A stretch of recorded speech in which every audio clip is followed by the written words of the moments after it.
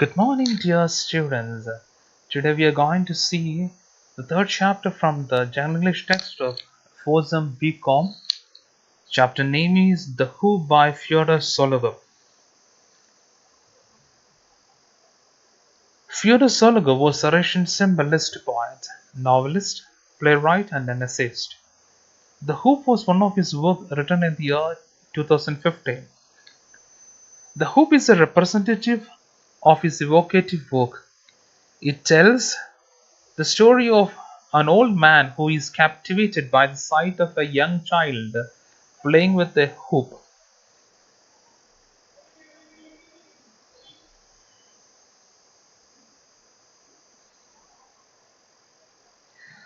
Fyodor Sologub, the author well known for his literary works, takes us to reminiscence of our childhood days.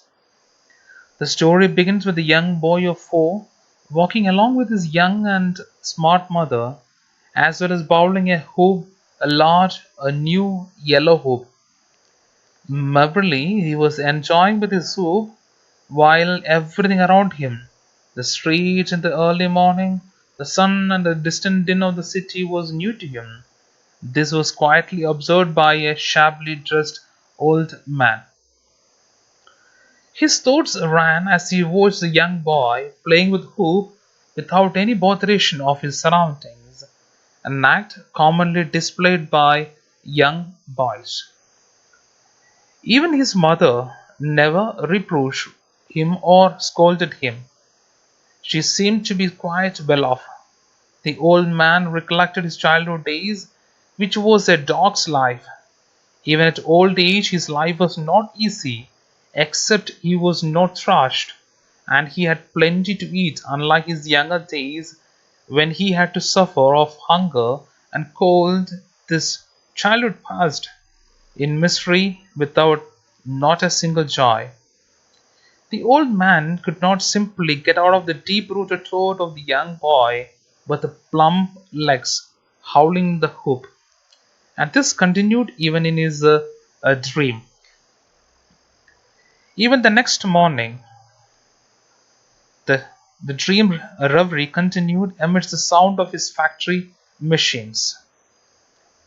The old man dreamt of playing with the hoop and his mother, to be a gentlewoman, and he was a young boy in white costume, was driving the hoop with a little stick. The days passed in the reverie. One day, while returning from the factory, the old man saw the hoop of an old barrel lying in the street. The old man was filled with happiness, and tears rolled down with an intense desire to possess the hoop. Cautiously glancing around him, picked up the hoop and carried home. Even though no one bothered to take care about the old man carrying the hoop, he was afraid of laughter, but he did not know why he had carried it home. For several days, the hoop lay under the old man's bed in his poor cramped quarters, but the very first sight it soothed at the old man. One clear morning, the old man rose early and walked a very little distance from the town with his hoop. He walked into the woods, coughing, gliding over the dry leaves and stumbling upon the roots. He hung the hoop on a dry limb. Suddenly he let the hoop slide off the stick, and he struck the hoop with the stick. The hoop rolled across the green lawn. He laughed and pursued like the little boy.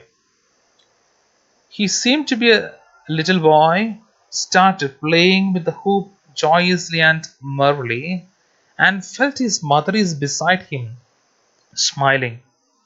He felt refreshed and enjoyed the still grass and mosses, and he laughed while his cough mingled with his laughter.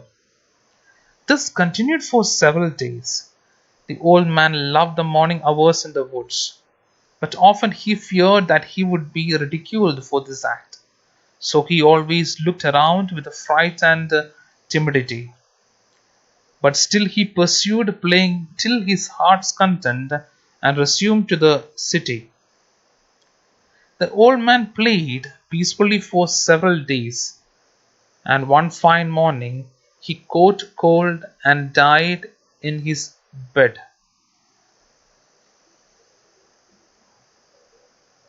It was the hoop who decided the death of the old man, and each and every one will be having an fulfilled dream in each and everyone's life. The death of each and everyone life is not in your hands, so utilize it when there is a chance to do it. Thank you. Hope you had a wonderful day ahead.